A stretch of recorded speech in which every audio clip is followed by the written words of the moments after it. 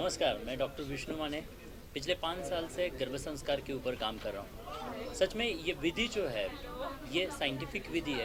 एक माँ as a designer अपने कोख में ही अपने संतान को बाई बर्थ जन्म के साथ में ही कैपेसिटीज़, स्वभाव, स्वरूप और संस्कारों का ये उपहार देती है। ये जो 9 महीने नेचर ने एक माँ को दिए है ना, वो एज अ डिज़ाइनर दिए। लेकिन आज की जो कई सारी माएँ हैं, वो भूल चुकी है कि मुझे अपने कोख में ही संतान को बेहतर बनाना है। ये समय उस माँ ने किसी को बेच दिया है। दोस्तों, ये जो 9 महीने का समय है, इस संतान के जीवन में वापस कभी नहीं आने वाला है। ये संतान आज आई है, वापस कभी नहीं आएगी आपकी कोख में। और इसीलिए ये समय जो है, वो प्रोसेस के दौरान डेवलप होते हुए इस बेबी को कोख के दौरान ही देना जरूरी है। जिस माँ ने ये समय अपने संतान को दिया है, आज वो संतान सबसे अलग हो चुकी है। लगभग 18 प्लस कंट्रीज से लाखों लोग हमारे साथ में जुड़ चुके हैं और उनकी जो संतानें हैं वो आज बेहतर बन चुकी है। मात्र 3 महीने से लेकर 1.5 साल की उम्र तक संतानें हैं जिन्होंने वर्ल्ड रिकॉर्ड बनाए, वो बोल पा रहे। WHO का जो माइलस्टोन चार्ट है वो कई गुना पहले अचीव करते हुए हमें आज महसूस हो रहा है। सो सच में संतान जो है वो बाई चांस नहीं, बाई चॉइस होनी चाहिए। बाई चॉइस का मतलब है जागरूकता से प्रयास कर कर उस संतान को प्रोसेस के दौरान ही जीवन भर का ये उपहार देना है।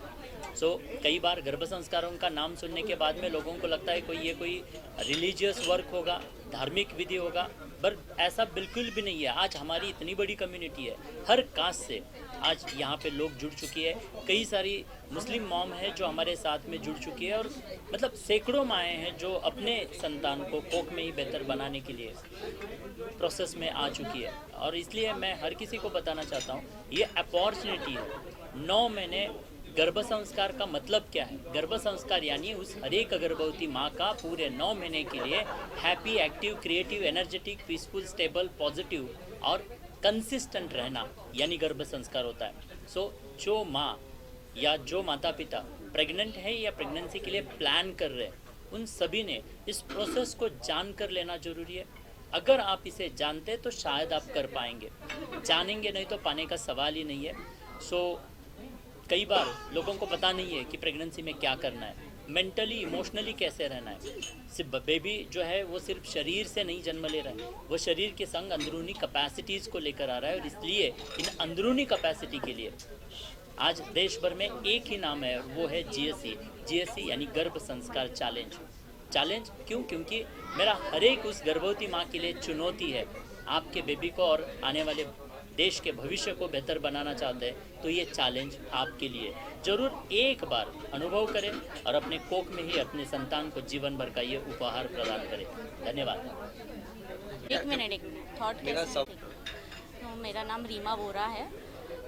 गर्भ संस्कार हमेशा से ही करना था, मतलब पहले से ही सोचा था कि जब भी हम बेबी करेंगे तो गर्भ संस्कार करना है, बट कैसे करना है, क्या करना है, कुछ आइडिया नहीं था।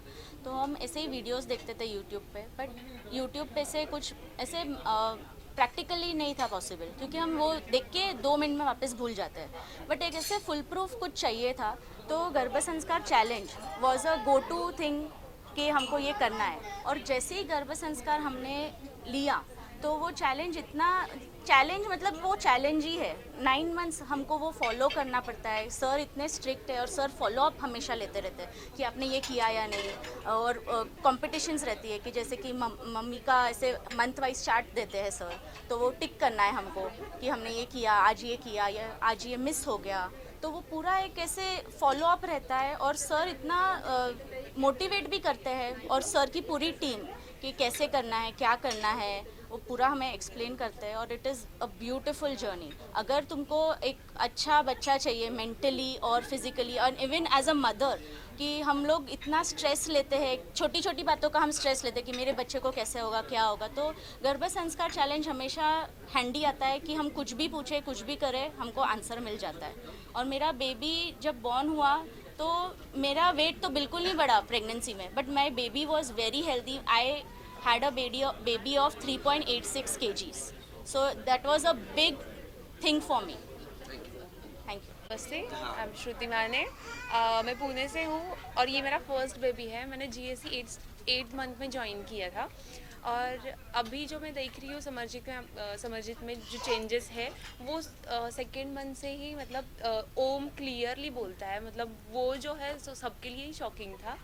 और अभी जो है वो बहुत ज़्यादा एक्टिव है, जो कुछ भी अफर्मेशंस मैंने लिखे वो सारे मतलब वर्क कर रहे हैं, करते हैं। हम लोग रोज़ कुछ तो कुछ नया देख रहे हैं उसमें।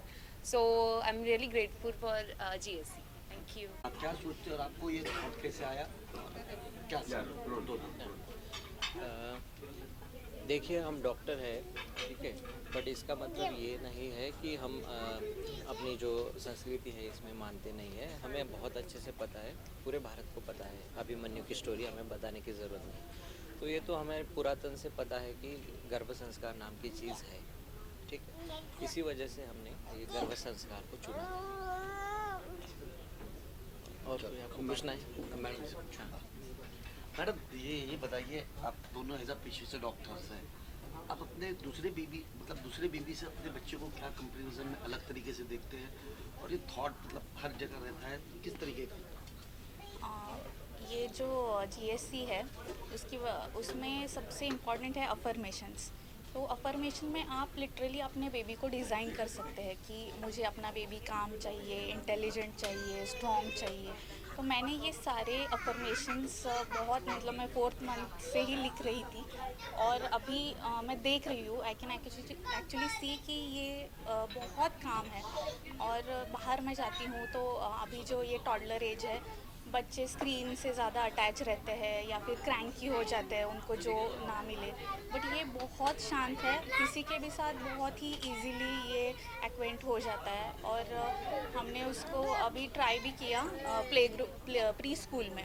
तो इससे बड़े जो बच्चे हैं वो रोते हैं, they are not able to adjust. और एंड वहाँ के जो टीचर्स है वो सरप्राइज हो गए कि ये फर्स्ट डे से ही उनके साथ अच्छे से एडजस्ट कर रहा है। तो ये सब मुझे लगता है कि GSC में मैंने जो अफर्मेशन प्रेगनेंसी के टाइम जो किए थे उसी का रिजल्ट है। आज ये मतलब जैसा मैंने चाहा वैसे मुझे मिला है। Thank you. करना चाहूँगा सर। एक्चुअली आप जो गर्भ संस्कार कर रहे हैं, मेरे हिसाब से जैसे पहले स्टार्टिंग में सर ने बोला था, we should not focus on result. मेरे हिसाब से गर्भ संस्कार इसलिए नहीं करने चाहिए कि कल को बच्चा आएगा और पैदा होते ही हमारा नाम गिनीज बुक में आ जाएगा। गर्भ संस्कार इसलिए करना चाहिए कि उसमें कोई नेगेटिव थॉट्स ना जाए, नेगेटिव चीज़ें ना जाए।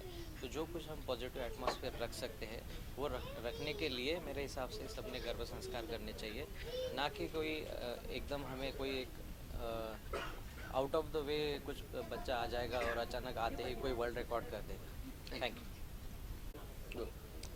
तो गर्भ संस्कार तो पता ही था, लेकिन कौन सा करे इसमें थोड़ा प्रॉब्लम था, क्योंकि जब भी देखो कोई भी ऐड तो भगवान का ही ज़्यादा कुछ तो पूजा प्रार्थना रहती थी। लेकिन सर का जो वेबिनार देखा तो उसमें कुछ अलग दिखा, और वो बच्चे की ब्रेन में ही 80% डेवलपमेंट होती है, वो सर से ही पता चला, और उन्होंने गाइडेंस अच्छे से दिया, इसलिए किया। और इसमें ऐसे अलग से चेंजेस दिखते हैं, मतलब अभी से ये इसका लेफ्ट और राइट दोनों ब्रेन डेवलप है ऐसा लगता है, क्योंकि ये दोनों हाथ से काम करता है। ऐसे जो होते हैं जिनका सिर्फ राइट ही डेवलप होता है वो एक ही हाथ से करेंगे। और इसका थॉट प्रोसेस भी अलग है बाकी बच्चों से, क्योंकि स्कूल में भी इसको इसके ही सर्टिफिकेट में अभी आया है कि एक्सीलेंट पार्टिसिपेशन इन क्लास। मतलब इसका कुछ तो अलग है, इसलिए टीचर्स भी इसको बोलते हैं, इसलिए ऐसा लगता है कि ये अलग है बाकी बच्चों से।